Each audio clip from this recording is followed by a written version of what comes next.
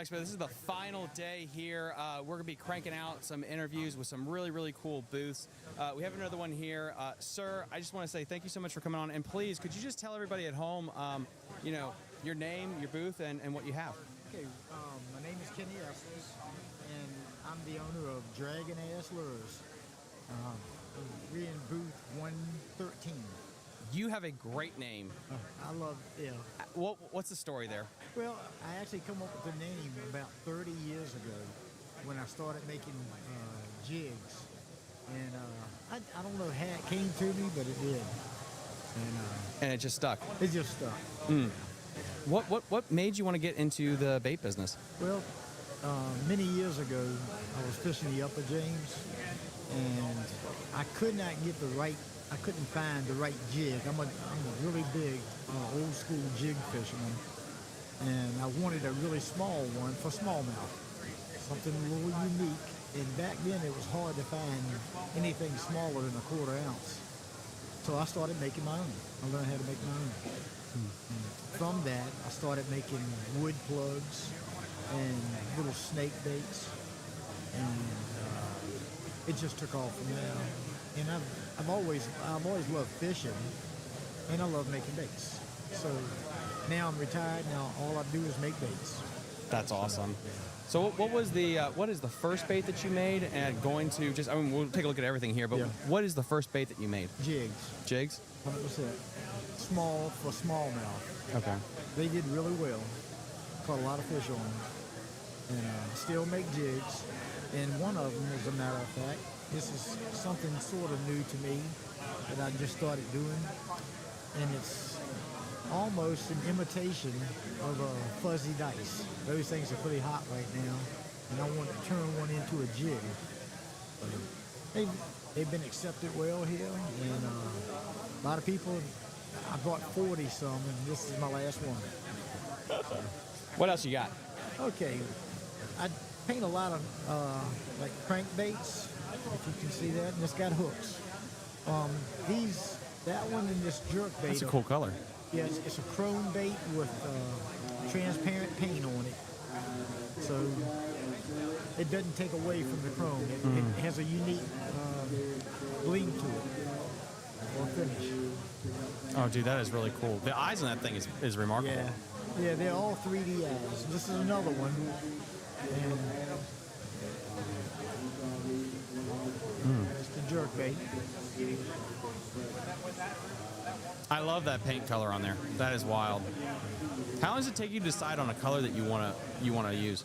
Well, a lot of times I'll see something online and then either duplicate it or look at it and say, you know, what would I do to make this better? I'm always asking, you know, how could this be better? And I go with that. And a lot of it's trial and error. I may paint 3 different lures that I keep for myself before I find one that I think will sell good. How many designs do you want to have? Like, you started off with jigs. What made you decide, like, okay, I want to do the jerkbait next versus the crankbait, or did you want to do everything next at the same time? Well, as I started learning, it became fun, and it took off from there.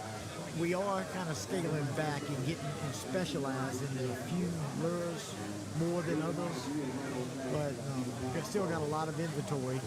I got to get through that. Is it just you that does everything? Everything. That's a lot. Yeah. That's a lot. What did you do before you retired? I owned a hardscape company. We used to do the home and garden shows. We would, it was, my roots go way back to tree work. Really? Yeah, I did tree work for many, many years. And then that branched into landscaping. Landscaping such as drainage and grading issues, different elevations. And then from that branched into hardscapes. We would do paver patios, walkways,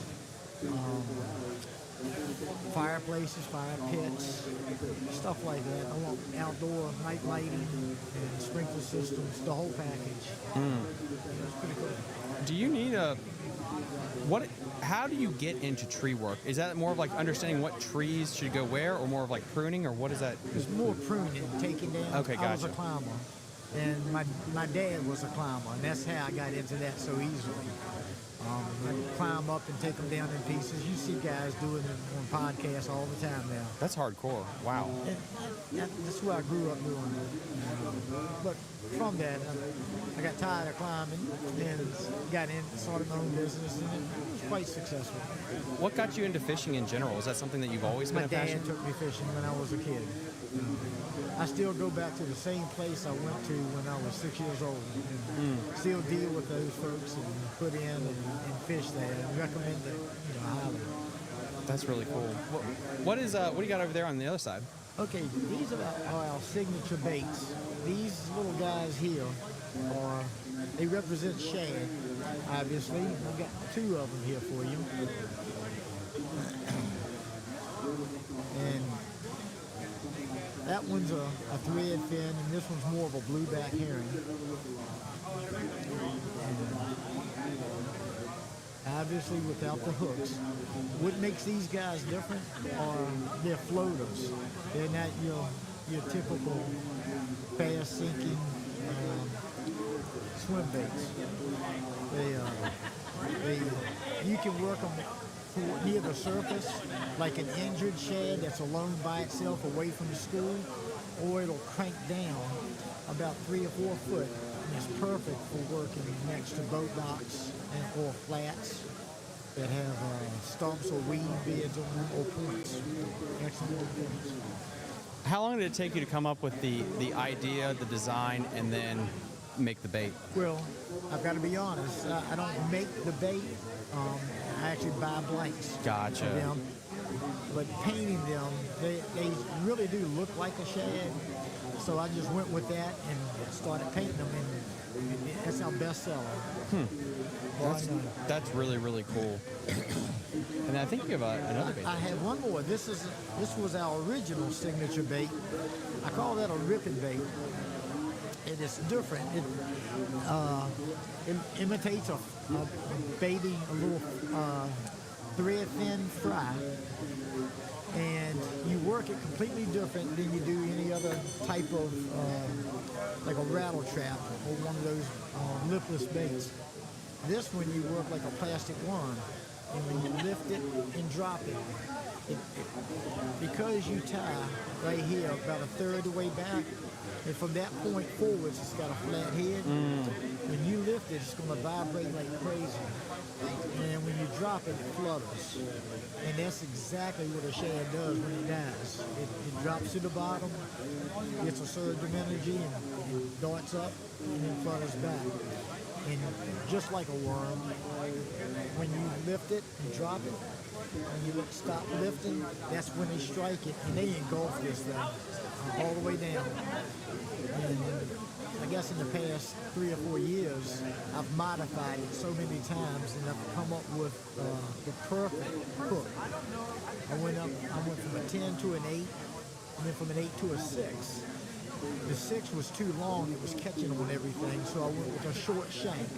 So I've got the perfect marriage here between the hook, split ring, and the bait. And if you throw it on monofilament line, you get that stretch when you hook them big ones, and they will eat this. I've got pictures of my sister caught a 20-pound catfish, blue cat. 2 weeks later, she caught almost a 30-pound catfish on this lure right here, this little bitty 1-inch lure. And it's a lot of fun to fish because you can catch a crappie, a ring perch, a striper, a bass, and a catfish all on the same lure, back to back. Anything that swims will eat this. That's so cool. Yeah. And we actually, on one trip we had on the James 2 years ago, my wife, my sister, myself, actually caught, we stopped counting at 50 catfish in 4.5, 5 hours, all of us throwing this one bait right here. That's Nothing wild. So that's been our signature bait for many, many years. So we have we've got some comments here because we are live right now. Guys, again, we're live from the Richmond Bass Fishing Show and Expo here down at Doswell. Carrie says, he took the time to explain how to work the bait when I was at his booth yesterday. I really appreciate that. Such a nice man. Met him yesterday. Can't wait to use his lures as well. Guys, really appreciate those really nice comments. So besides the booth, if people are watching today, they can't make it in, how and where do they go to contact you to get your stuff? They can hit me up on Facebook at Dragon Ass Lures, and they won't let me spell it with 3 words. It's inappropriate. So it has to be Dragon Ass Lures, and you can find me there. Awesome stuff. Sir, thank you so much for coming on. Guys, what we're going to be doing, we're going to take a quick commercial break, and then we'll be coming back with our next guest. So quick commercial break, hang in there. Hey everyone, quick little announcement here from Fishing in the DMV. Our Weekend Warrior Club membership on Patreon is now open to new members. All Patreon Club members will receive 20% off their orders to Tactical Fishing Company, 15% off their orders to Super Blue Stuff, 10% off their orders to Tiger Crankbaits, 5% off their order to Jake's Bait and Tackle. You'll also gain access to join 4 month-long fishing tournaments that I'm holding in 2026. Last year, I gave away over $8,000 in cash prizes, plaques, and just giveaways, including a couple of guided fishing trips with legendary anglers like SB Fishing and Ethan Stone, and I'm hoping to blow it out this year as well. You'll also gain access to our private Facebook group community, ad-free episodes of the show, and monthly fishing reports, especially for you smallmouth river anglers. I really try to keep you guys up to date on the flow gauges for the different rivers in our area. And there's so much more. As more sponsors come online in 2026, I'm going to increase the benefits to everyone. You get all of this for $8.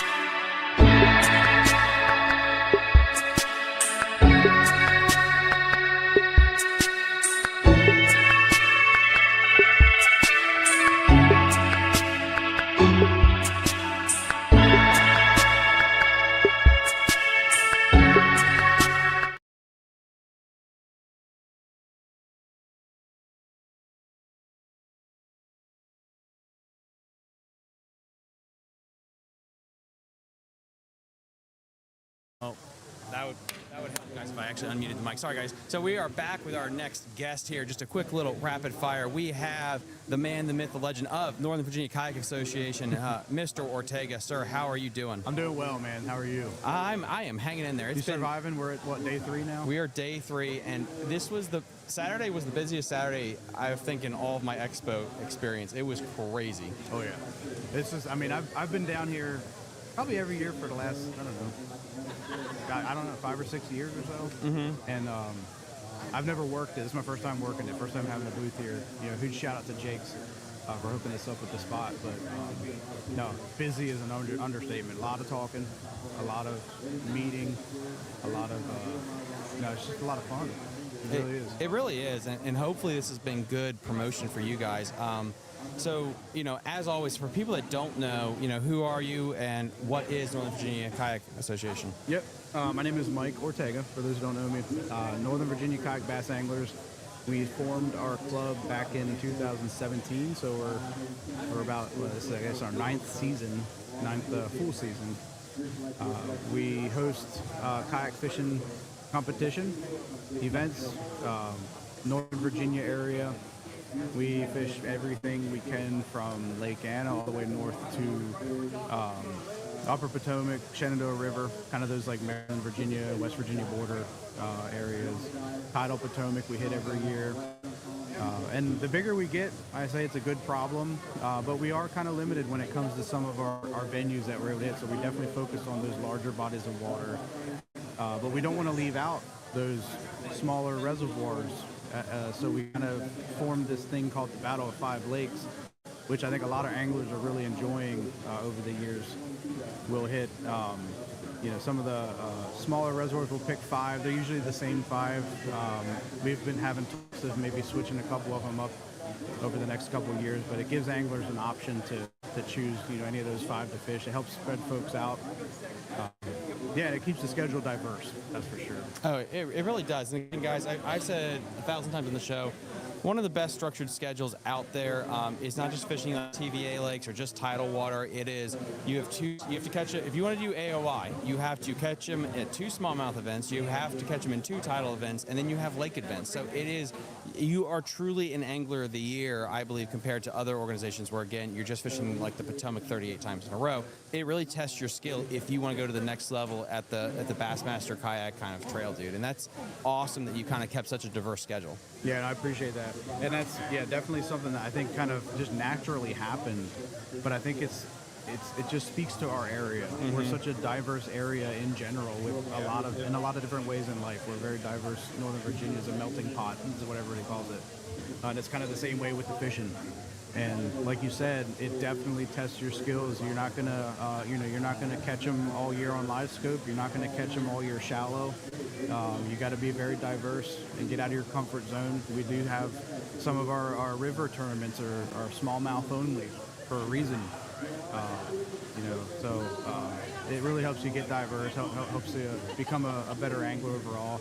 And, for the better part of 10 years now we've been doing this, it's never one guy winning them all. It's always somebody different. Every event, every year, we have a handful of guys and gals that do extremely well in the Angler of the Year points and whatnot, but it truly is anybody's game, when we're out there on game day. How does the club work for people that want to kind of get involved into it? I mean, we had a couple of nice young gentlemen that come by that don't know anything about the kayaking world, so I guess do the spiel on that.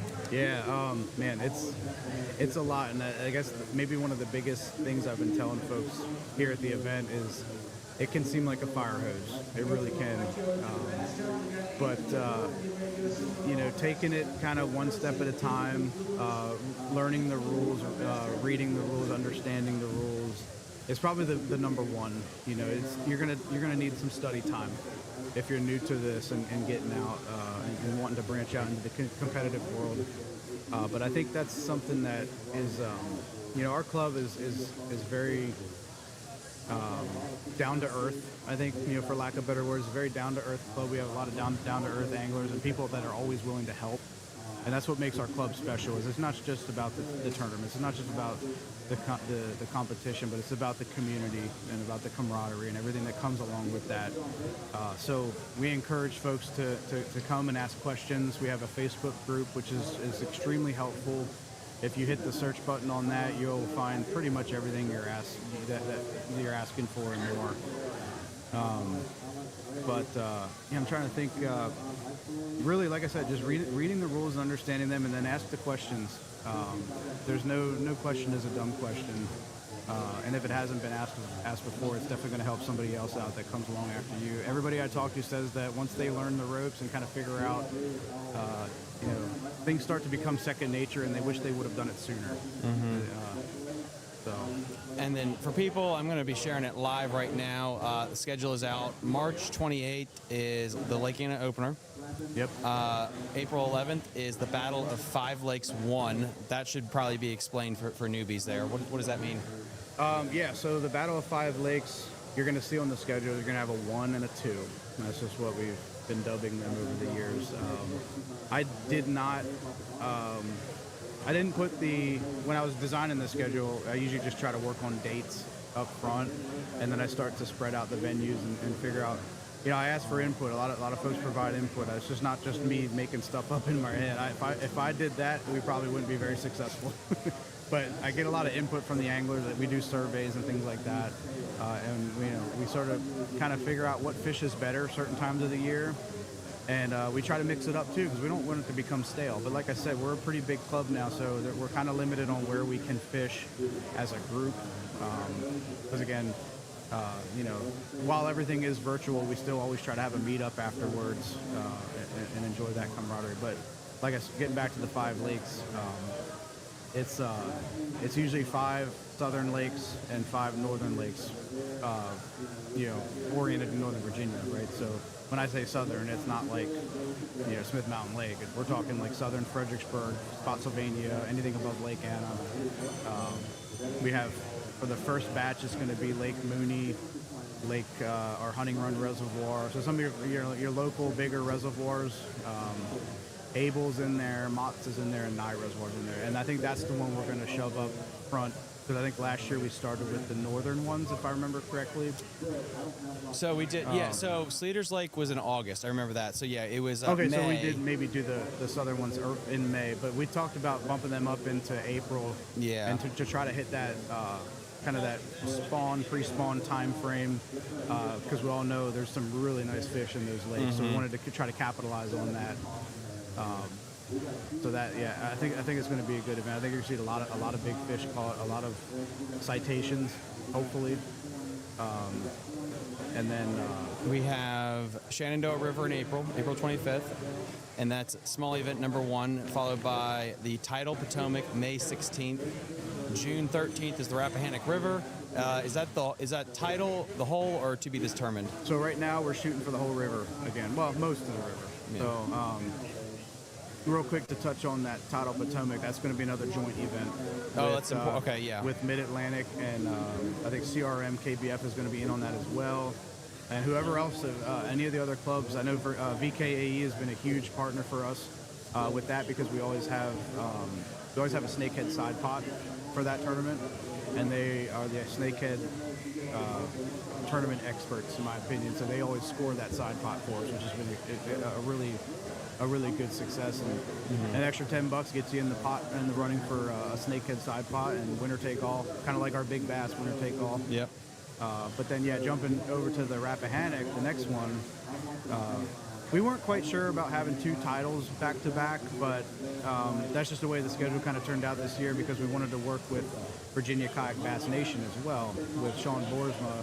He's been fantastic, and he's really making the VA Bass Kayak Series a big success. So we have some really awesome plans for the future, talking 2027, that I'll tease out at kind of a later date, but no, we're definitely teaming up with them this year. So he wanted to come up here and do the Rappahannock. And like I said, last year we tried to do the whole river, but it got blown out with some weather, so we had to kind of stick to that southern tidal portion. But again, we're shooting for the whole river. So it's going to be smallmouth, largemouth, snakeheads. Heck, we might even do a catfish side pot.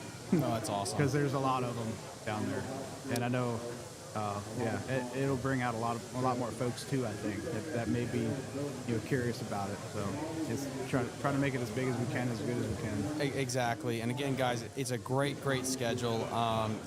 Come on out and take a look at that. And then always championship is in. Well, I just had it on the dang screen. I should probably reshare that thing again. But yeah, we have. There it is. So yep. So Classic is September 26th. It will be the Classic at Lake Anna. We start and end the year at Lake Anna. Again, great time. Lake Anna's been fishing extremely well, and yeah, I cannot say enough about this club. If you want to go check them out, NBKBA is online and on Facebook. Memberships are open now. Yep. So definitely check them out. So everything we do, we operate on Fishing Chaos, but all the information that we put out is also available on our website at nbkba.com. And then the other thing is, I'm going to really lean on Mike because I don't know why this one date is not saying out to me. If you want more information about this and you're in the Winchester area, 21st. The 21st. February, thank God. Yep. So February 21st is the Kayak Show and Expo. It is at Jake's Bait and Tackle in Winchester. Basically, it is a car show. I had this idea way back when of I had some friends that used to do truck shows, and I was like, why don't we do that kayak? So I have multiple divisions, come out, pimp out your rides, eat food, hang out. We can talk to Mike and other club members, cool seminars, go check that out. Go check out, go sign up if you want to be a club member. Tournaments, I think, are, what it was like $60? They're around 50 or 60. 50 or 60. And 10 of that's automatically going to the big bass side pot. And again, that's a winner take all. Okay. So even if you come out and you don't have success finding 5 good fish, if you catch that 122, that could be in the running for a big bass, and that'll be 10 times however many participants there are. So it's a lot of fun. That's really and cool. I've been telling folks too, like here at the show, if it's something that you're curious about and you're not quite sure you're ready to take that next step, just come out and fish with us. You don't need to compete. Come hang out. Yep. Be respectful of other anglers on the water. If they're competing, but please come out, hang out. The biggest thing is come to the awards and come shake some folks' hands and pick each other's brains. It's just an awesome community. Yeah, it really is. And again, it lets you stay local and fish some cool bodies of water. The biggest issue I have with bass boat tournaments is you're going to go to the same old cliche spots. You're going to go to Smith and Kerr and Lake Anna. No problem there, but kayaking opens up. Go fish Occoquan Reservoir if you live by it as your home body of water, or Nye. Or it's when I did the list, the tier list this year, and I also did North Carolina this year. I realized, like, holy shit, there's like so many lakes. But because it doesn't get the recognition of Bassmaster, you wouldn't know it. But Virginia bass, I mean, Sandy and Briery, they're not the biggest lakes, but you literally could catch 34 pounds. Easy. It's stupid, but that's just our little secret. The Suffolk Lakes area, same thing. It's wild how many cool bodies of water that kayak fishing, kayak tournaments open up for you to do. Oh, for sure. Yep. And then the last thing, like, don't be worried. You don't need a $100,000 kayak. John Molnar, I'm talking about you. That is the extreme there, but because there was a nice young gentleman that wants to get into it. We have this guy here. Coleman is somewhere. It looks like a Dick's Sporting Goods kayak, basically, and he wins all the money. No fancy electronics or anything. You don't need it to be competitive against these guys because the schedule is so balanced.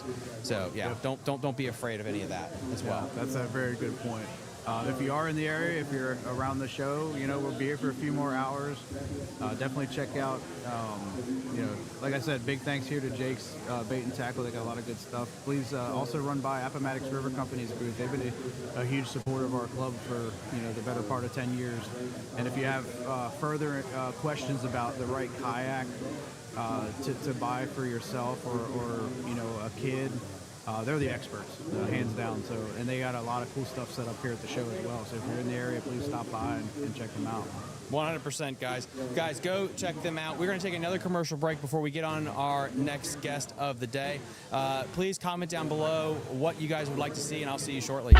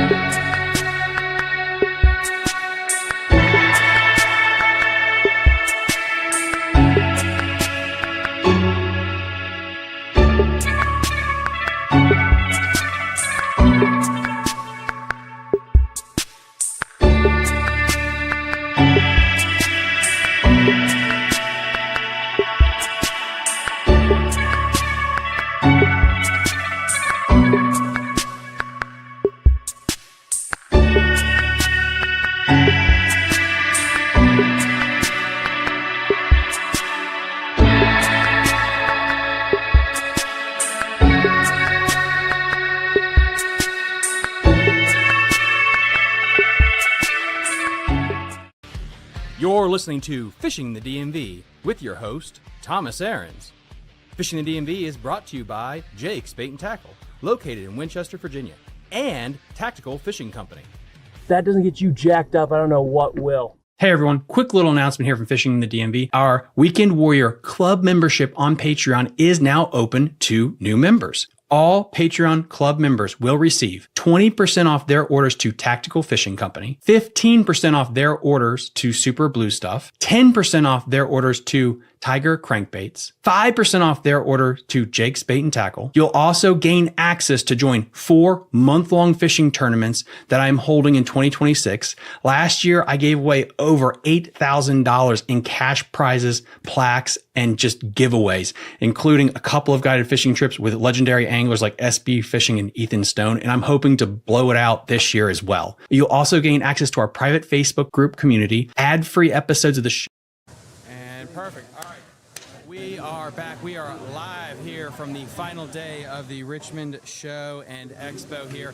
I have on the man, the myth, the legend, one of the growing hottest brands in the Shenandoah Valley area? I guess it was where you're from, at least. I know it's expanding past that. Dude, thank you so much for coming on. Bent Rod Fishing, everybody. How are you doing today? Thanks for having me. Tired. Exhausted, actually. But great. It's been a great show for us. Friday blew my mind. Normally it's Dead Friday, and we were slammed. Like, when they opened the door, we were just like drinking from the fire hose. That was what's crazy so far. Compared to like last year and the year prior, it feels like everyone was pretty busy, which is a good thing, Yeah, right? Very good thing. Very good thing. Especially literally Thursday when we came to set up, my wife and I had finished moving our last box into our new house. We have been renovating, ripping out carpet and linoleum and moving since December 30th. So we were already just a chewed piece of gum. We put the last box in our new house and then loaded the truck up and drove down here and set up. So being busy distracts us from how absolutely exhausted we are. So that's been a very big blessing. Where are you moving? We just bought a house in Inwood. Okay. Yeah. I have So no still idea where close that is. to Winchester. Okay, It's Winchester, got it. Okay. It's just up 81, about 30 minutes north of Nice. Winchester. Yeah. How long has this been a reality, Bent Rod? Man, it's been a journey. I started Bent Rod with my brother in 2020, and we were not making anything. It was a drop shipping company. We both had full-time careers, making good money, and we just wanted to do something kind of as a hobby, and I think we made like $500 in the first year, you know, and we split it. It wasn't even a piece. But we were buying lures from China and putting them on Amazon, just drop shipping under the name Bent Rod Fishing.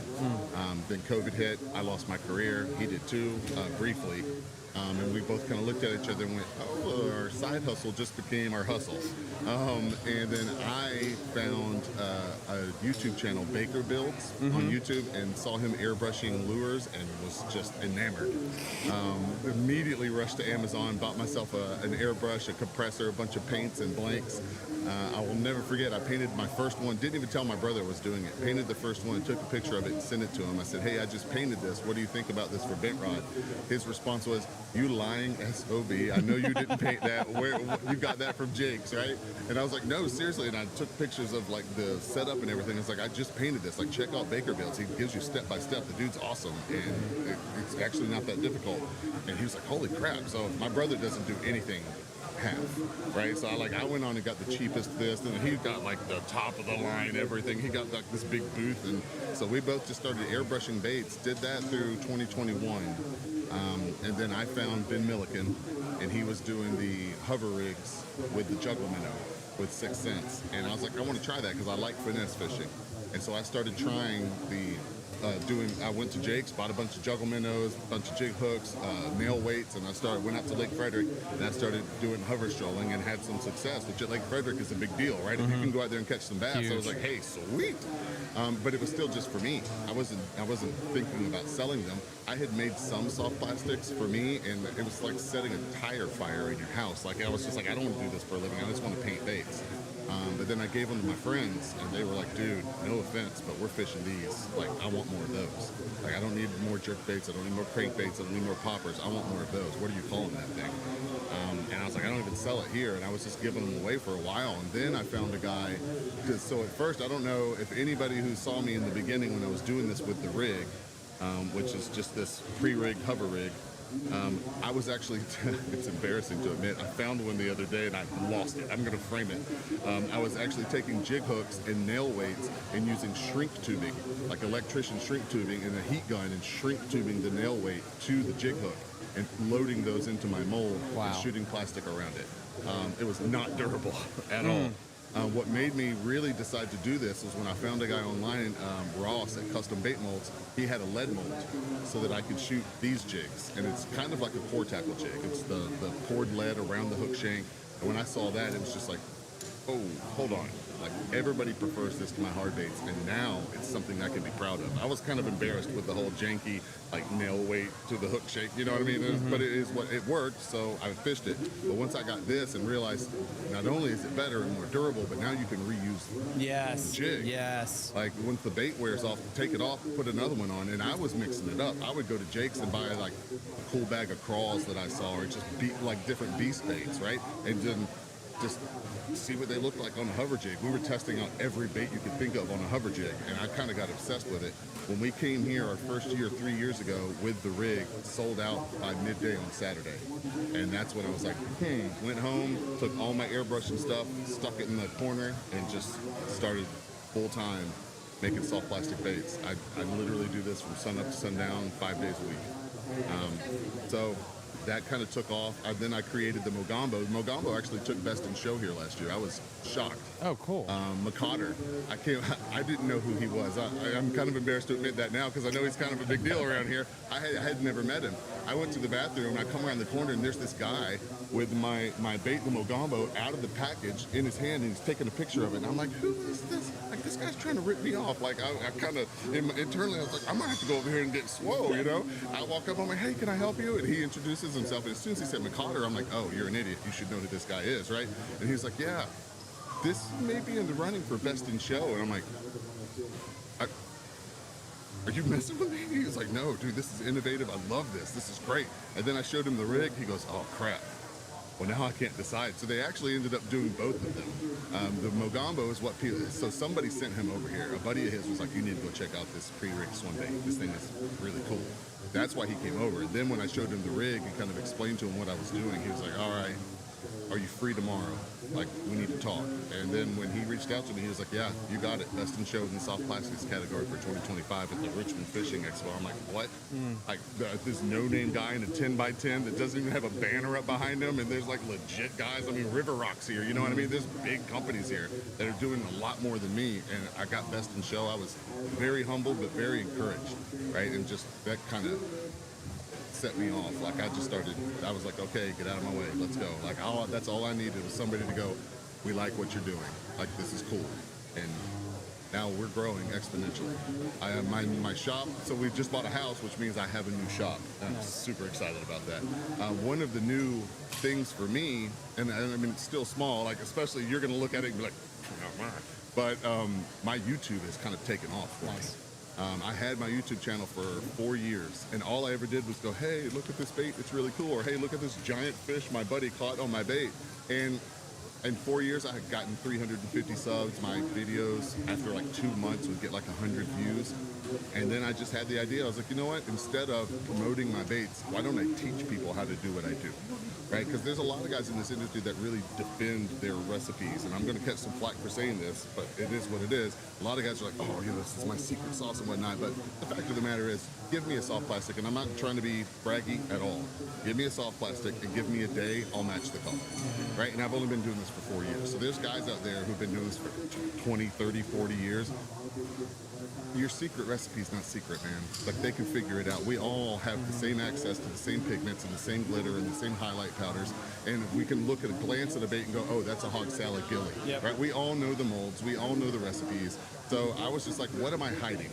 Instead of hiding it and trying to like protect it, let me give this out. And then my sister, I was telling her about it. I was like, man, I just went in one video. I went from 350 subscribers to 650 subscribers. In one video, I got like over 300 subs. And my eyes just I was like, holy crap. And I told my sister, and she goes, you need to start giving promo codes out at the end of your videos if people want to buy those. And I did that. 2 weeks later, my website sales were up 687%. And I was just like, oh, I found it. This is the format. And so now, I mean, honestly, I haven't put a video out since we started moving in December, and I just crossed over 1,070 subs. I mean, it's Well done. just Congratulations. going. It's just going. So I'm all this close to monetizing, and I'm like a 16-year-old girl at a Beatles concert. I'm just like, ah! Oh, it's so exciting. So anyway, that's been really fun and cool. So my shop is not going to be just a shop. Like, it's kind of like my wife.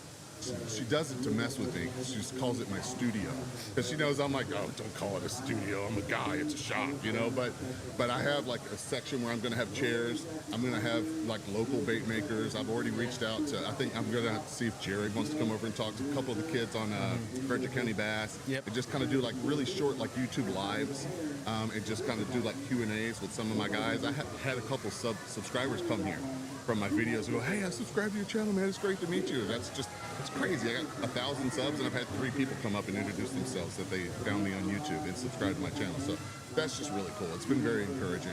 I've actually had a couple mold manufacturers, pigment manufacturers reach out to me and want to sponsor me on YouTube, which is That's awesome.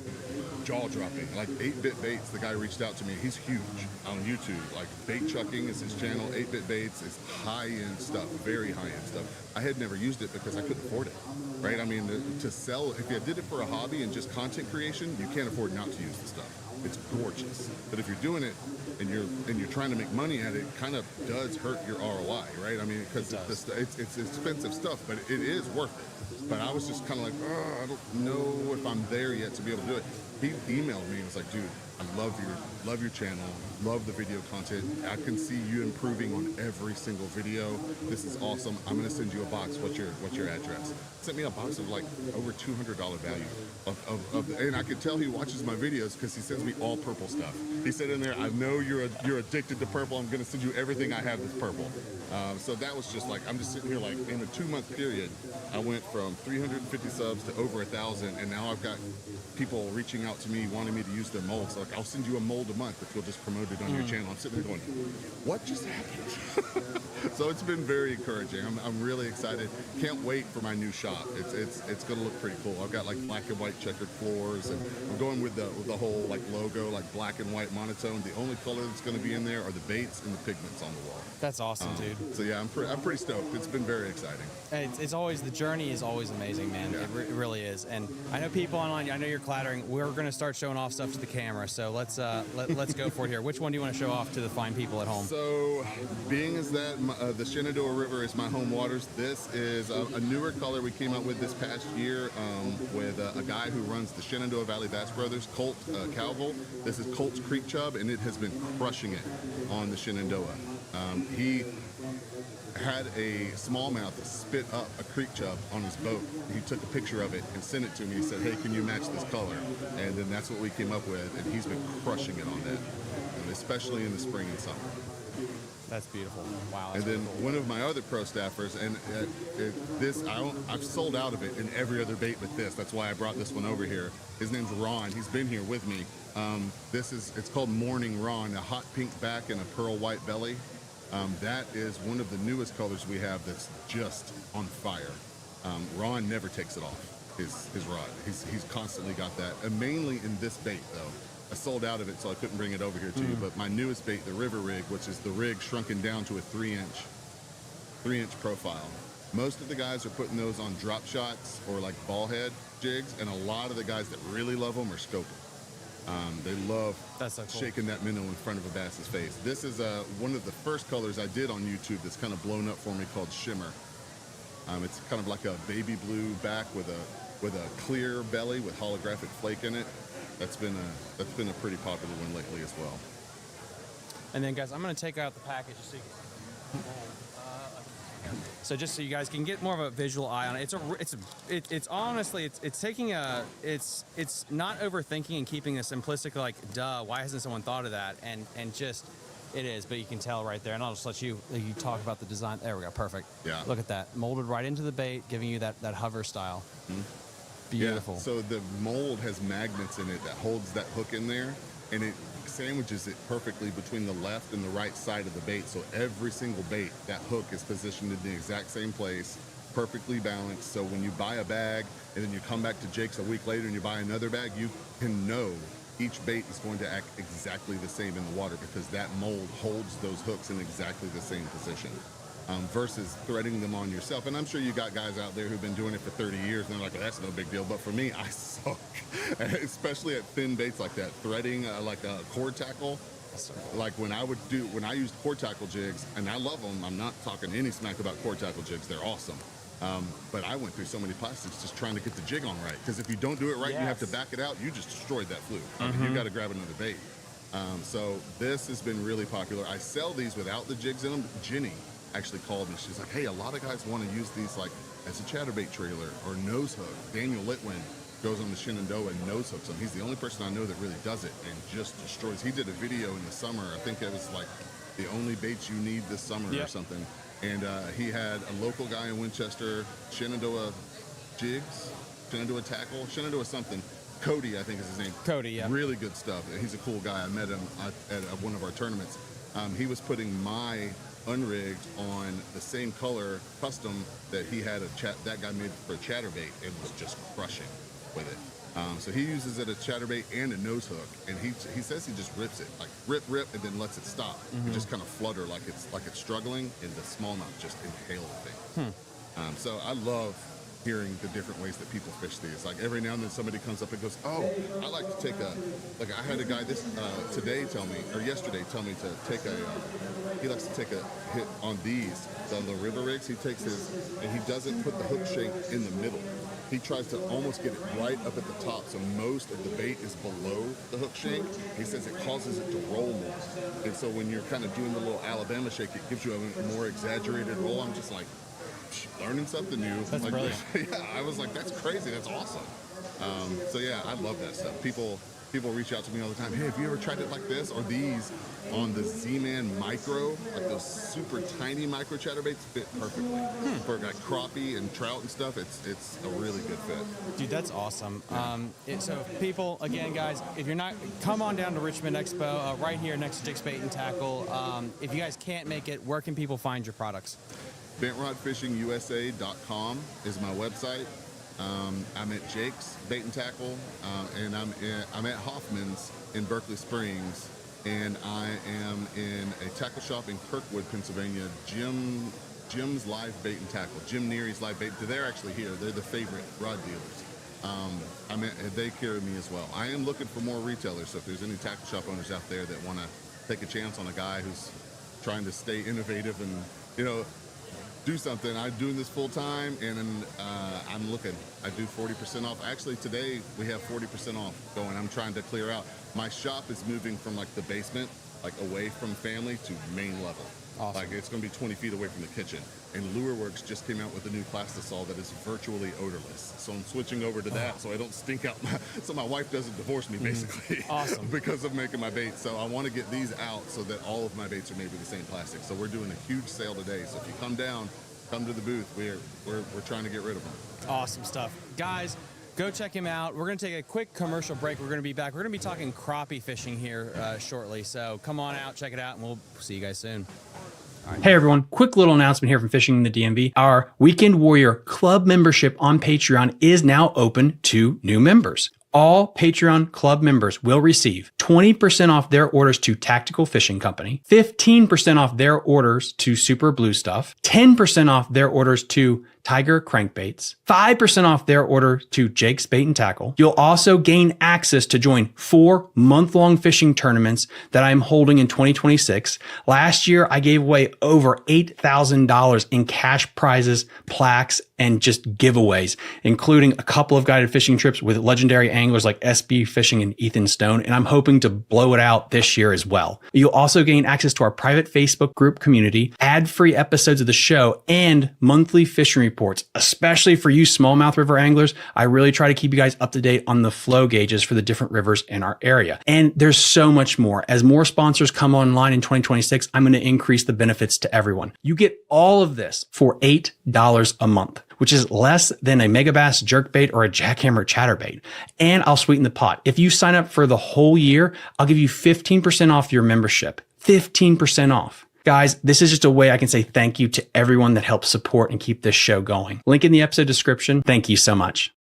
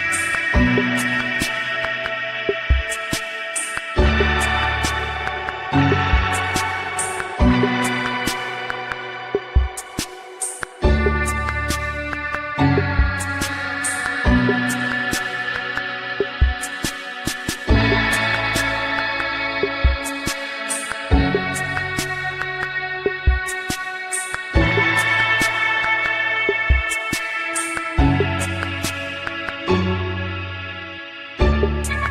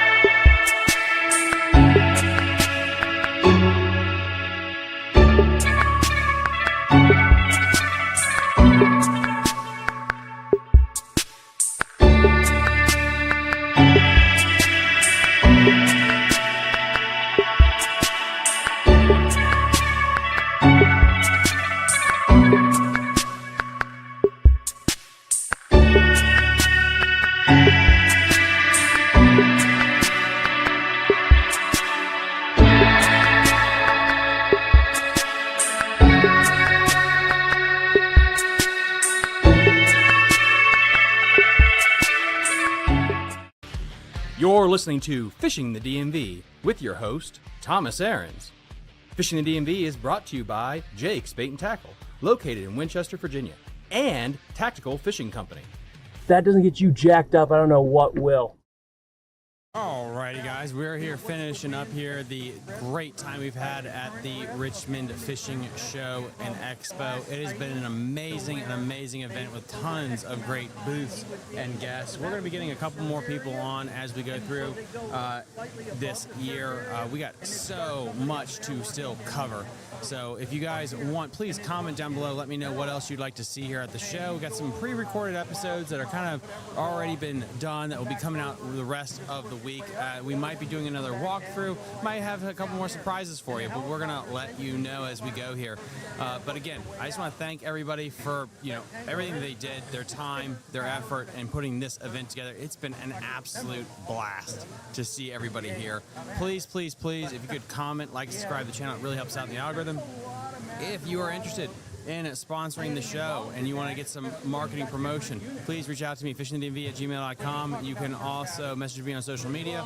We would love to partner with some people this year and going forward. And if you'd like to, you can join our Patreon. We have a ton of great gifts, giveaways, contests, and just so much more. So please go check that out. It helps us keep the lights on.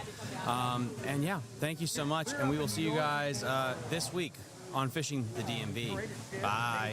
Hey everyone, quick little announcement here from Fishing the DMV. Our Weekend Warrior Club membership on Patreon is now open to new members. All Patreon Club members will receive 20% off their orders to Tactical Fishing Company, 15% off their orders to Super Blue Stuff, 10% off their orders to Tiger Crankbaits, 5% off their order to Jake's Bait and Tackle. You'll also gain access to join 4 month-long fishing tournaments that I'm holding in 2026. Last year, I gave away over $8,000 in cash prizes, plaques, and just giveaways, including a couple of guided fishing trips with legendary anglers like SB Fishing and Ethan Stone, and I'm hoping to blow it out this year as well. You'll also gain access to our private Facebook group community, ad-free episodes of the show, and monthly fishing reports, especially for you smallmouth river anglers. I really try to keep you guys up to date on the flow gauges for the different rivers in our area. And there's so much more. As more sponsors come online in 2026, I'm going to increase the benefits to everyone. You get all of this for $8 a month, which is less than a megabass jerkbait or a jackhammer chatterbait. And I'll sweeten the pot. If you sign up for the whole year, I'll give you 15% off your membership. 15% off. Guys, this is just a way I can say thank you to everyone that helps support and keep this show going. Link in the episode description. Thank you so much.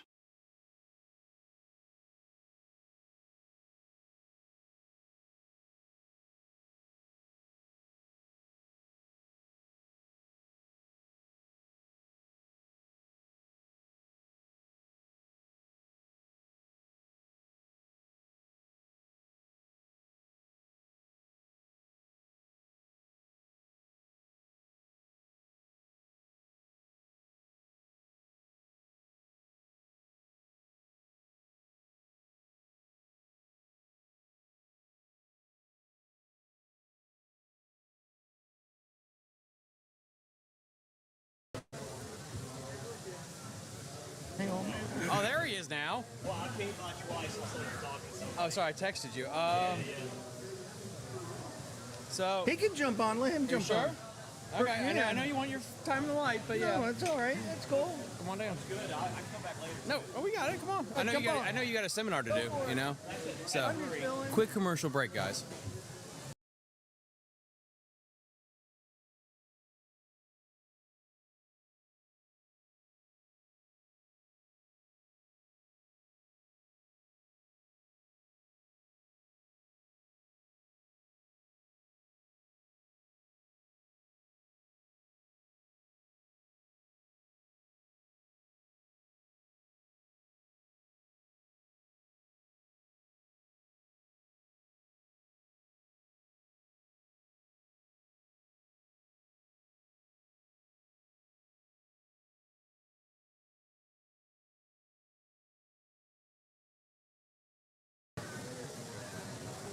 Nah.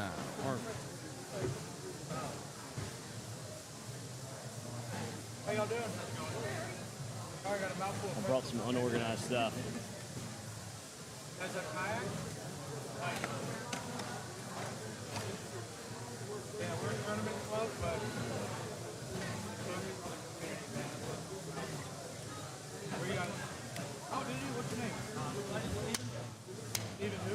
Perfect. All right. All right, guys. And if you need to, you can put the headsets on so it's easier to hear me, but you don't need them. All right. All right. How's the volume there? That's good. Is it good? All right. All right, guys. Let me clap one more time, make sure I get this all synced up in post-production. Okay, guys, we're live. We have one more guest that we're going to be doing for the live stream here, and then this will be probably up. This will be uploaded separately too. We have the man, the myth, the legend. Josh Morse, the founder, president. What is your role for the Richmond Crappie Club? I just say founder. Founder? I think Okay. founder works. I started it and I run it. We don't have any specific titles, so president works. Is this your first year doing the seminars and everything? Yeah, the first year doing the seminars. I've been at the expo quite a few times, and I've helped out with Dances, their booth. Last year was the first year, but first time doing the seminars. It's been a lot of fun. How was that? It was good. It was good. We get a lot of good questions. One thing I was thinking about, you and I were talking yesterday, when I polled Facebook to see what should I talk about related to crappie fishing, a lot of my friends responded, which a lot of them do a lot of crappie fishing, and so they wanted specifics of live scope. And now doing the seminars, there's a lot of people that want to get into crappie fishing, and a lot of those folks don't have the same electronics and the same boat setup that I do. And yeah, hopefully we'll talk about some of that today. Yeah, I mean, honestly, guys, so what this is going to be doing is this is our third conversation about crappie fishing, going from, the old school way of doing it. We had the two guys that basically just destroyed the Virginia record for the biggest bag of crappie. And now I thought we kind of just give him a prep for his last seminar of the day, talking about basics about how you catch crappie if you're trying to get into it. So, yeah, I mean, dude, how would you do it for your seminar? Take it away. Sure. I brought a bunch of unorganized tackle. I need to organize this. But the most basic setup for crappie fishing, I think, is a slip bobber, and it's probably one of the most effective ways. I feel like a lot of people that start off fishing for any species, it's probably fishing a pond and fishing for bluegill. A lot of people are going to have a worm on a hook and a bobber, right? And crappie fishing, you can start off with pretty much the same way. But when you're fishing a pond, usually you have a fixed bobber. You don't have a slip bobber. So I'm sure a lot of your listeners are familiar with slip bobbers. If you're not, there's a bunch of different styles that you can use. Like if you've got the camera here. So this is a style I like to use with Bill balsa wood quite a bit.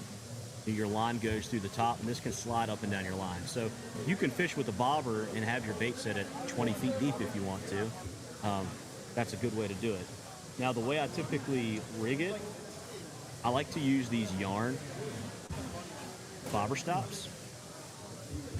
And so the first thing I'll do is I'll take the line. A good all-around line to use is, I think, 6-pound test. I really like the slime line. It's the super stretch. Sometimes people like to use the high vis. That's another good option too. But take your line, go through the plastic, right? Pull it through, slide your bobber stop off, get rid of the plastic, and pull these ends tight, right? Then you'll take your scissors, and you're gonna cut the tag lines off, right? You don't want a lot sticking out because this is gonna go in your reel if you're fishing really deep water. All right, so now you've got your bobber stop. You've got it looking like this. A lot of times I'll wet it down. It makes it so it slides a little bit easier, and it's less likely to cause friction on your line. So you can slide this up or down and adjust whatever you want it to be. The easiest way for me a lot of times, I'll do like an arm length, and that's every 2 feet. So I'll pull the line, I'll pull the bobber stop 2 feet, 2 feet, 2 feet, and keep going like that. Or I'll use my rod length. You may have like a 6-foot rod, and then I'll just go have the bobber stop at the top of the rod, and then the line at the bottom. I know that's 6 feet. I can do it again if I want it to be 12 feet, or I can do it a half, and now I know I've got 6 plus 3. However you want to do it. After you have your bobber stop, go through your bobber.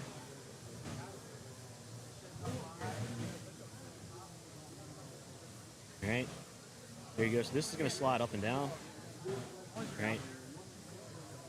Then I like to use Aberdeen style hooks, or like an eagle claw hook or something like that. I generally use pretty small hooks. I think that is a size Might be a size 6.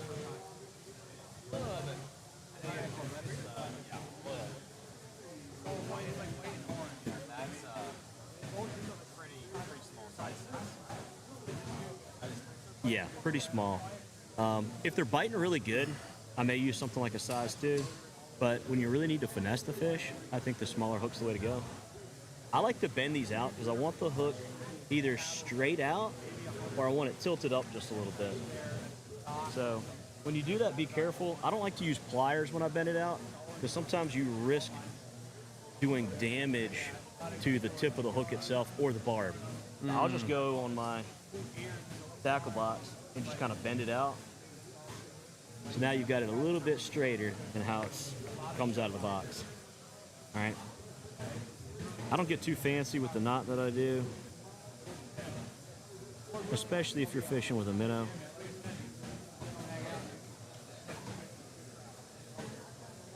Run this through. Gonna have to edit this out.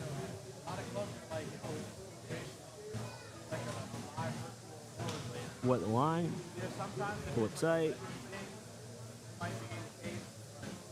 I don't mind having a little tag end off on the end. Normally something like this, I would cut it so I may want like a 1/4 inch sticking out just in case the line slides a little bit. This is the basic setup, but you also want to use a piece of split shot. All right. Take your piece of split shot, depending on where you're fishing. If you're fishing in like heavy brush or something like that, then you may want that split shot really close to your hook. Like you may want it like 3 inches away. But if you're fishing an area that gets a lot of pressure, you go to Lake Anna, you fish a bridge, you may want it a foot away. So that minnow is going to look really natural. But generally speaking, I'm going to put it probably about 4 to 6 inches away. Something like that. I'll get my pliers, squeeze it down. We had a There we question go. come through on Instagram. How heavy is the split shot you want to do? So I was going to follow up with that with, here's a couple other style bobbers that I like to use. I buy these online, Stan's bobbers. I don't know if you can see the size of these, and feel the weight difference on these. Feel like the weight of that one, and then feel that one right there. That's designed for a 1/32 ounce weight. That is. Right? This is designed for a 1/16. And when you've got a 1/16 ounce weight with that, it is going to be barely buoyant. Wow. I like to use these still hooks when most of the time, especially if I'm running guide trips and the bite's pretty good, because they're a lot easier to see, right? But the weight to the bobber balance ratio that you want to have, if you ever bobber fish and you see that bobber bounce, and then you see it bounce and it bounce, it's either you have a really lively minnow and it's trying to swim away from something, which that's a good sign, or it could be a bad sign. It could mean that a fish is coming up and grabbing that minnow, starts to pull it, feels the weight resistance, let's go. A lot of species of fish behave similar in aspects. Like when I started bass fishing, I had a bad habit. I'd keep a tight line, if I'm fishing a plastic or something like that. And I've heard a lot of people say you want a little bit of slack in the line. You want that fish to grab it. If they feel the resistance, they're more likely to let go. I think the same is true with this, with crappie fishing, that you don't want them to feel any resistance. As soon as they feel the resistance and realize something's up, they're going to let it go. So that's where I like to use these small bobbers. Or I don't get too caught up in the size of the weight right here. I couldn't tell you what number this is. You might have a better idea than me, Thomas, but it's probably like equivalent weight to like maybe a 1/16. Yeah, 1/16. Probably something like that. Now, the heavier weight you have, the quicker your line's gonna get down.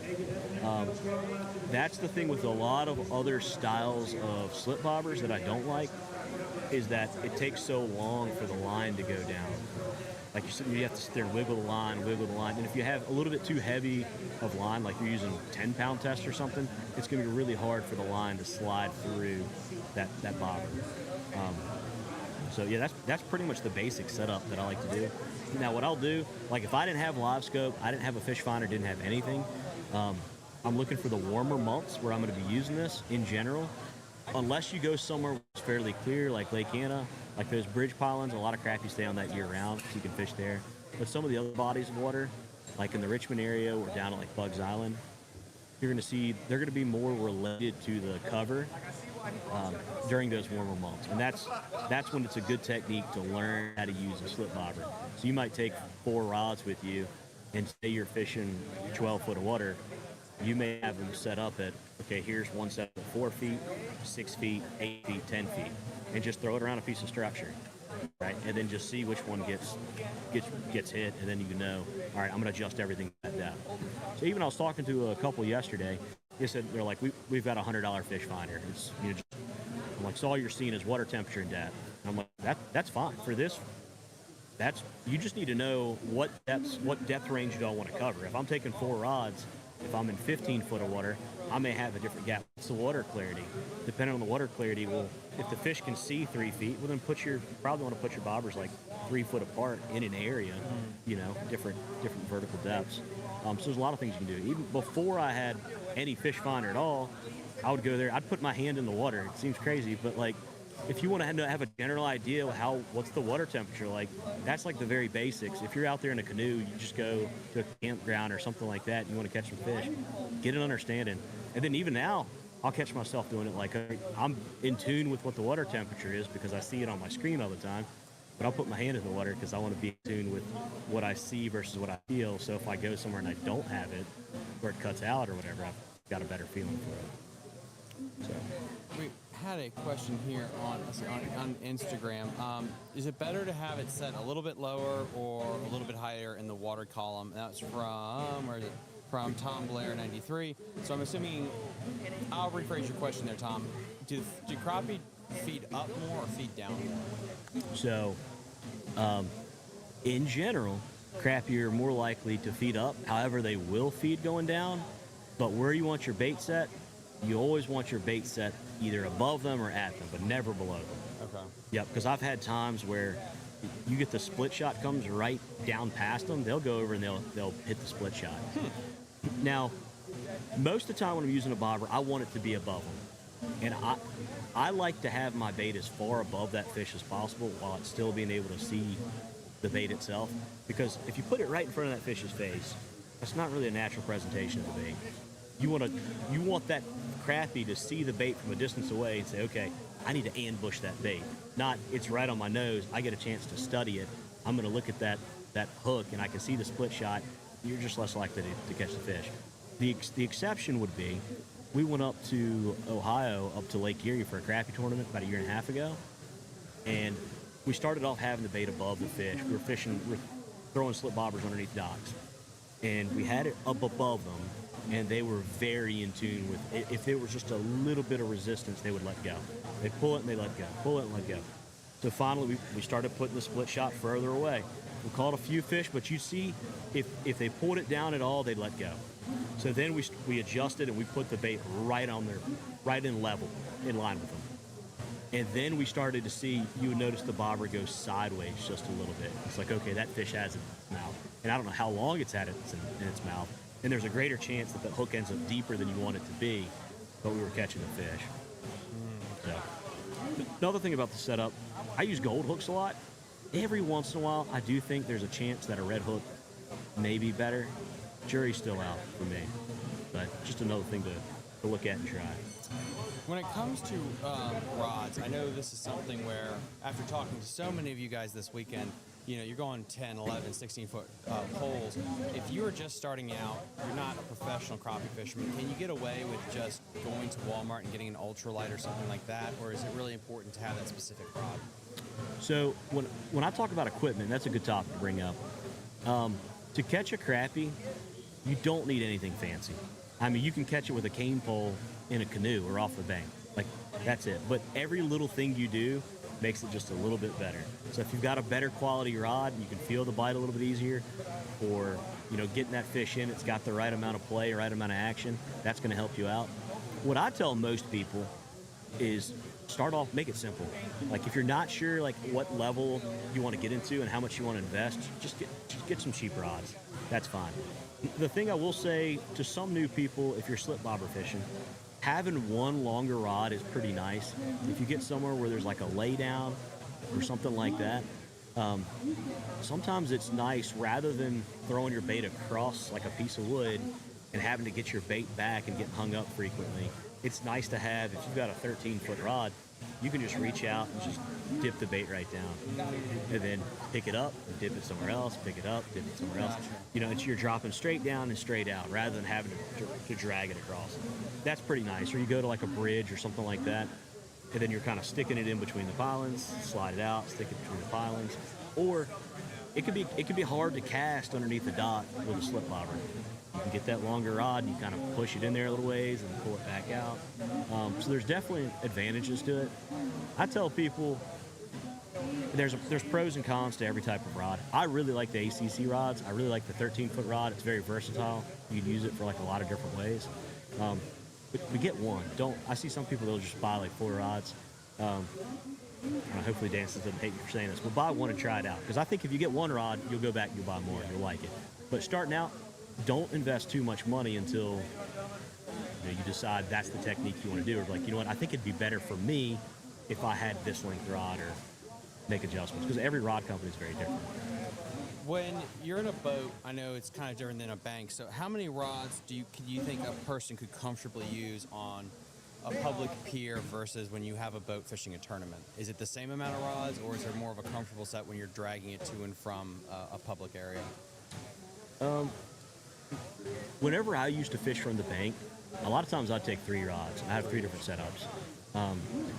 So depending on where I was going and the style I wanted to fish, for me, a lot of times if I was going to fish somewhere, I might take 2 slip bobbers and I might have one that I cast. You know, I'm going to have a 1/16. So then I've got my bobber sitting out there and I'm casting with the others, so it's more active. It's a little bit, more fun. Mm-hmm. If I'm on my boat, I take probably twice as many rods as I need, if not more than that. But I've got so many different styles of rods, so many different rod companies. I just want to be prepared for a tournament for any situation that comes across. Minnow fishing. Is there any tips and tricks when people go pick up minnows? Do you do it the day before, the day of? Keep them, in a refrigerator? Keep them chill? Like, what would you do for a beginner? Yeah, that's a good question. The first minnow bucket that I started out with, I just had one of the small ones. It was a Freybill. No, it was an Engle actually. It was about this big. Didn't hold a lot of minnows. Like 4 dozen minnows was probably like perfect. And if you ran out of 4 dozen minnows, you probably had a pretty good day. It depends on the time of the year. So in the wintertime, I mean, I've got a much bigger. I've got like a cooler, decent sized cooler. And like when I go down to Bobcats tournaments, I'll buy a half pound, which a half pound is like 10 dozen minnows, so 120 minnows or so. That's quite a bit. In the wintertime, when it's so cold outside, I've got my D batteries, and I'll run them and they die, and I just leave it in there and don't think about it, and they'll stay alive for weeks. It's pretty crazy. In the summertime, they're dead in a day. So I'll in my freezer, I'll have. It's really nice if you've got a small minnow bucket. Get you some of the small water bottles, like this size, and then just freeze that, and then you can keep that water cold. Because as long as you've got the bubbler, you've got it aerated, you've got something cold to keep them cold, they'll stay alive for quite a while. That's really cool. Yeah. Minnow size, does it really matter if you go to your tackle shop and they have 3 or 4 different size minnows to pick from? I like smalls. I think smalls for crappie fishing are in general better. There's sometimes a lot of tackle stores I'll go to and I'll say, look, can I see your small minnows? Because I want to see, because every once in a while you'll get like a fresh batch and they're tiny, and then I'll ask to see the mediums. And once in a blue moon, I'll get some smalls and some mediums. Most of the time, I'm just getting smalls. The only exception I'll say is when I went down to Grenada Lake in Mississippi for a tournament a couple years ago. Oh, cool. And there, I mean, they were using bass minnows. I mean, they're huge. They just wanted, the white crappie, they just wanted to get their attention. Yeah, and it was crazy there because they didn't want to have a setup like this, because if you've got too big of a minnow, it's a lot harder for that crappie to catch it. Okay. And so they would put it on like a 1/8 ounce jig head and just drop it straight down. And then that minnow can't pull that 1/8 ounce jig head that easily. So it's easier for the crappie to catch the minnow. Like that's a different world. How long, if you're, I guess, boat versus bank, but I mean, maybe it applies to bank fishermen, how long do you give an area before you move when you don't have forward-facing sonar and you're starting out? Yeah, that's a good question. Confidence is key for any type of fishing. For me, I feel like probably 10 minutes. Oh, wow. Okay. Probably pretty quick. I mean, most of the time, because for me, when I'm using live scope, I'm targeting those bigger fish, right? So I'm looking for one particular fish or two particular fish. If I didn't have forward-facing sonar, I'm looking for the schools of fish. You know, I'm looking for something that's got 15, 20, 40 fish sitting in one spot. So generally, if you've got your bait in the right area and there's that big of a school of fish, you should notice something's going on pretty quickly. And I think even if you are in an area where they're not biting that good, you still gave them that opportunity to bite, and maybe somewhere else they're biting better. Interesting. Wild stuff. Pier fishing. I mean, that is one of the ways, fishing under a bridge or a pier is one of the biggest ways. I feel like those fish are extremely pressured. Any kind of tips and tricks just to kind of get it in their favor to catch one when they're out there? Sure. Slip bobber's a good way to go. Use a small bobber. Increase the length of the split shot above the hook. Like I was saying, a small hook. I know some people. I had a buddy of mine. What he used to do is he would have one rod he'd throw out. He would just have a hook and just a minnow. And he would just throw it out. And a lot of times he would anchor somewhere and he'd throw it out of the back of the boat. He'd catch the least number of fish off that, and it was generally his biggest fish because it's just a minnow just swimming, about its way. The other thing I see too. Occasionally, I will downsize my line. I use down all the way down to 2 pound test. I don't think the crappie is seeing a 6 pound line versus a 2 pound line. They've got big eyes. I don't think they're that in tune with it. What I think it makes a difference is the action on your minnow. When it's swimming around, there's the 6 pound line. There's weight associated with it that makes it so the minnow is probably gonna get a little bit more exhausted. But if you got that 2 pound test, that minnow's gonna do whatever it wants to do. Right. So if you're fishing somewhere and you're sitting in one spot, that's a pretty good thing to do. Another thing, if you want to cast, you can do the same setup, get a really small piece of split shot and get a small hook behind it, maybe 2 feet behind it, and cast with that. And then just bring that through the water very, very slowly. And that'll give a different presentation than what most people are doing. That's really cool, dude. Yeah. I guess last thing is I know, guys, if you are listening to this and you're here, you're coming here, your next seminar is at 3 o'clock? 3 o'clock, yeah. 3 o'clock, awesome. Baits, you got a couple of tackle boxes there. Any baits like your top 5 that you'd pick if you're a beginner, just to kind of get into the artificial side of things? Yeah. I was going to say number 1's a minnow, but artificial, I guess that doesn't count. Ooh, pretty. Yeah, these are awesome. They catch fish and fishermen. Okay, I'll hold these up a little closer. What are they?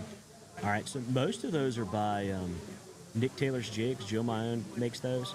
I've got a handful by Silent Assassin Baits. Nick Barnett makes those. And then I think I've got a few Trippy Sticks jigs in there too. PJ Tucker makes those. I've got a bunch of different sizes there. I use as big as 1/8 all the way down to, I got them to tie some 1/80th. I'm going to try it out. Maybe too small, maybe, I guess, I don't know if overkill or underkill is what you'd say, but I do like hair jigs in the wintertime.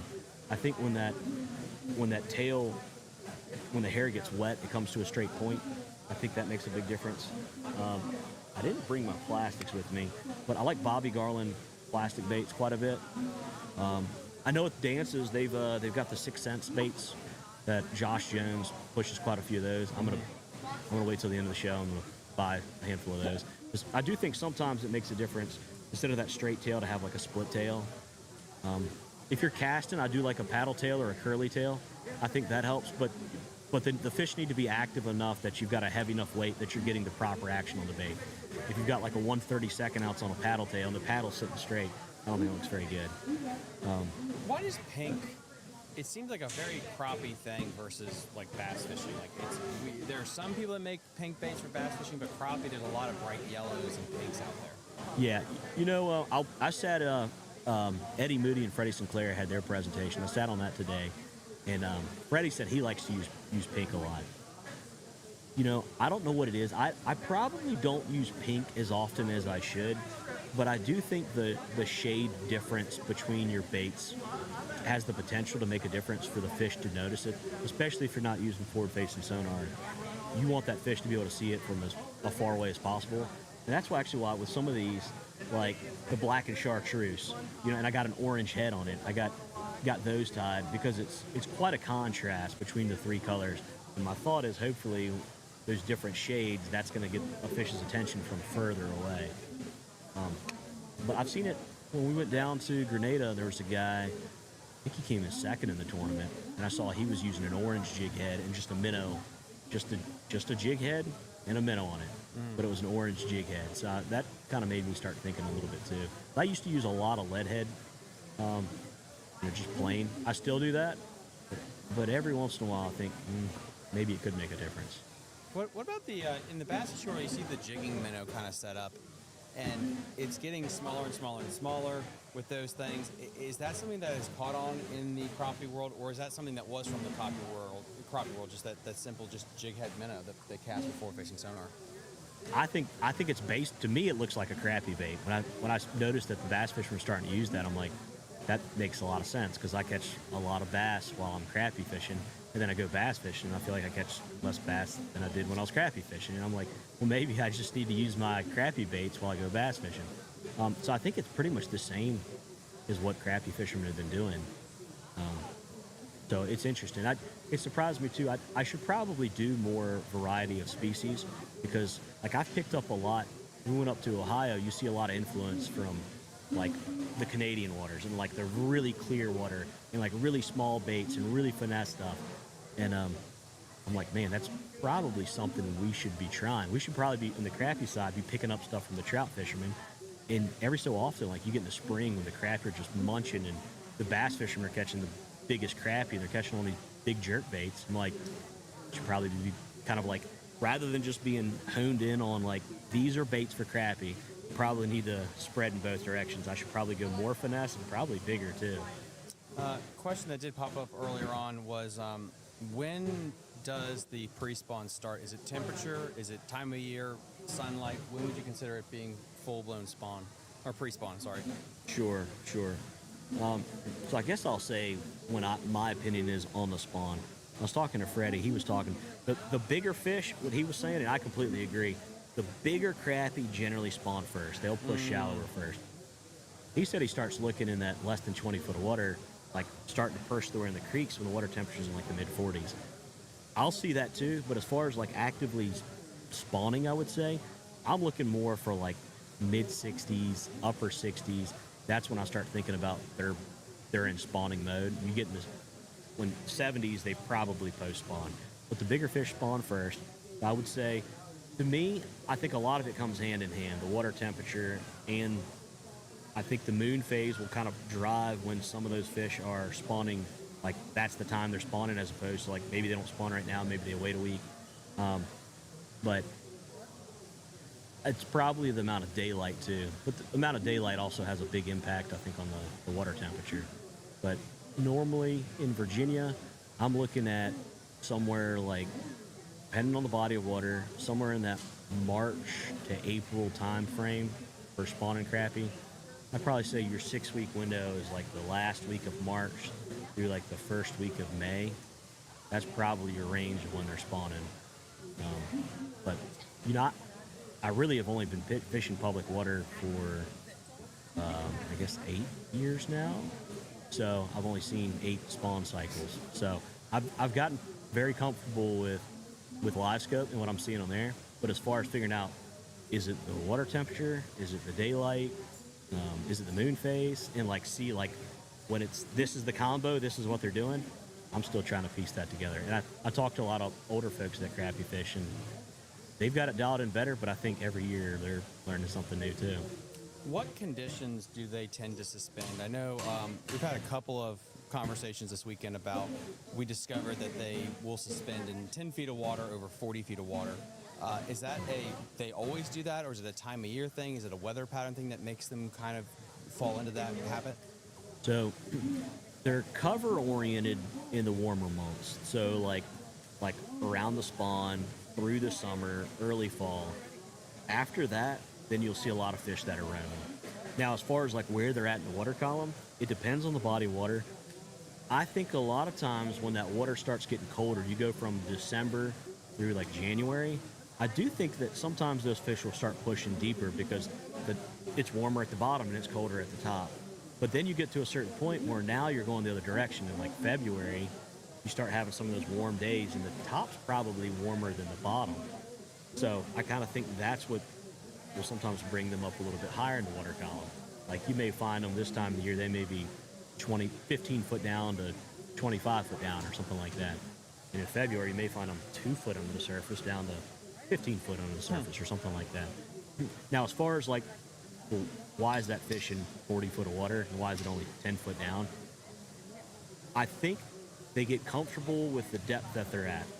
And I don't know if it has something to do with the pressure, something to do with the water temperature, something to do with the amount of light, something to do with the amount of like the water clarity, so the amount of mud, and like maybe it's warmer in that muddy water. Maybe you get down the lake, maybe it's starting to settle out. I think there's a lot of different variables with that. But what I have found and what I can attest to is that if you find them at 10 foot of water in 40 foot, they're 10 foot down in 40 foot of water. If you go over to 12 foot of water, they're probably going to be 10 foot down. They're probably going to be 2 foot off the bottom. And so when I mark my brush piles, I like to use Navionics on my phone, and so then I can pull it up I'm sitting on the couch. I like to mark, like if I go down to Bugs Island, I'll say, okay, here's a brush pile that's in 20 foot of water, and it's 10 foot down to get to the top of it, and the water level is 296. Here's the water temperature, and here's what I found on it. I've got all these notes, but the main thing I want to see is when I decide later on that I'm finding fish that are 10 foot down, I know they may be at the top of a brush pile that's in 20 foot of water and the brush pile's 10 foot tall. Or if you go somewhere else that you're in 15 foot of water and the brush pile's 5 foot tall, they're at the top. You know, you'll just think about where they're at in the water column. That's really cool. So. Oh, that's really cool. You also have a guide service. How long have you been doing that for? I started last May, and it's been a lot of fun. I've really enjoyed it. I've learned a lot too. I'll see some clients that they'll start out like I'll try to instruct like exactly how I want them to present their bait, and occasionally they'll do something that I didn't expect. And I usually wait, unless it's something they really shouldn't do. I usually want to see what happens first because it's something that I normally wouldn't do. Where do you guide, and like how do people get a hold of you if they want a trip? Yeah, it's in the Richmond area. So a lot of my trips have been on like Chickahominy Lake, Diaskin Reservoir. I've done a couple trips down to Suffolk. I've got at Lake Anna, I'm doing that through the wintertime, scoping trips. And yeah, I've got a Facebook page, Richmond Crappie Guide Service, LLC. Check that out. And my number is 804-968-8963. And just give me a call. I love to talk crappie fishing. Send me a message. Yeah, it's fun. Awesome stuff. And same thing, if people want to get involved in the Richmond Crappie Club, I'll put a link in the episode description because you guys are, your tournament series, because Bob's is now, so your tournament series starts up soon, correct? Yep. Last Saturday in February, we got our first Richmond Crappie Club tournament, Lake Anna. Lake Anna? Okay, Yep, awesome. yep. Is Should that be a good a tournament. public, like you can just, is it an open format Yep. or a club, or how does all that work for Yep, people? yep. It's $40 per tournament. Okay. Fish one, fish them all. It's up to you. And we've got our classic. It's going to be in October on Lake Gaston. You have to fish at least 3 of the 6 events in order to qualify. If you just show up, pay, fish, you're in the classic. The classic, what we do is it's only $40 per boat per tournament. We save $10 from each boat. That goes to the classic to build the fund. There's no membership dues or anything like that. We give away a ton of prizes. I think we've got like 22 sponsors or something like that. We've got a bunch. They give away a bunch of plastic baits, these hair jigs. They give away a bunch of hair jigs. We give away rods, reels, all sorts of stuff. I just want to just grow the club. It's a lot of fun. I mean, people go out, they meet people from the club, and they end up going out on trips together. It's a great group. And even if you're intimidated and like, I don't think I can compete or whatever, I mean, it's only $40 and you get entered, and like people walk like, hey, I got a $100 rod from a $40 tournament, you know, and I didn't even play. That's I didn't really catch a cool. fish. Yeah. Or just show up to the weigh-in, and then you'll wish you had signed up, and you'll sign up for the next one. Oh, awesome stuff. Josh, thank you so much for coming on. I really appreciate it. Guys, go check him out. on the re-upload for this massive 8-hour live stream. I'm going to just upload his episode, and there's going to be a link in the episode description to his guide service, the club. Please go check him out, get into crappie fishing. And if you're here, his next seminar is at 3 p.m. So he's got a little bit of an hour break here. Come on down, say hi. Guys, thank you guys so much. And we're going to take a quick commercial break, and then, yeah, we're going to be finishing up here. Hey everyone, quick little announcement here from Fishing in the DMV. Our Weekend Warrior Club membership on Patreon is now open to new members. All Patreon Club members will receive 20% off their orders to Tactical Fishing Company, 15% off their orders to Super Blue Stuff, 10% off their orders to Tiger Crankbaits, 5% off their order to Jake's Bait and Tackle. You'll also gain access to join 4 month-long fishing tournaments that I'm holding in 2026. Last year, I gave away over $8,000 in cash prizes, plaques, and just giveaways, including a couple of guided fishing trips with legendary anglers like SB Fishing and Ethan Stone, and I'm hoping to blow it out this year as well. You'll also gain access to our private Facebook group community, ad-free episodes of the show, and monthly fishing reports, especially for you smallmouth river anglers. I really try to keep you guys up to date on the flow gauges for the different rivers in our area. And there's so much more. As more sponsors come online in 2026, I'm going to increase the benefits to everyone. You get all of this for $8 a month, which is less than a megabass jerkbait or a jackhammer chatterbait. And I'll sweeten the pot. If you sign up for the whole year, I'll give you 15% off your membership. 15% off. Guys, this is just a way I can say thank you to everyone that helps support and keep this show going. Link in the episode description. Thank you so much.